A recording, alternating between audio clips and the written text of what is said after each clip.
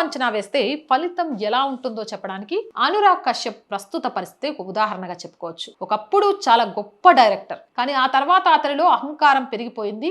నిజమా కాదా మీరే చెప్పండి. చివరికి అతను ప్రేక్షకులను ప్రజలనే విమర్శించడం మొదలుపెట్టారు. ట్విట్టర్ లో అసభ్య పదజాలంతో దూషించడం, తన సినిమాల బహిష్కరణ ట్రెండ్స్ పై బహిరంగంగా సవాల్ విసరడం, ఇలా అన్ని చేశాడు.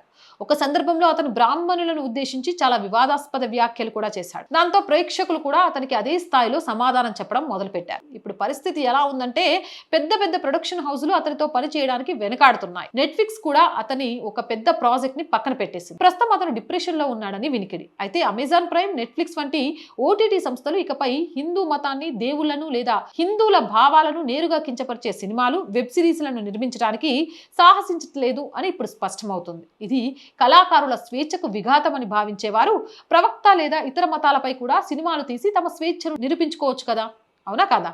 హిందువులు ఇప్పుడు మేల్కొన్నారు. ఇకపై దేవుళ్లను అవమానిస్తూ సినిమాల ద్వారా లాభాలు సంపాదించడం సాధ్యం కాదు. అలానే అవమానిస్తే ఏమవుతుంది అని చెప్పడానికి ఈయన కథ ఒక ఉదాహరణ.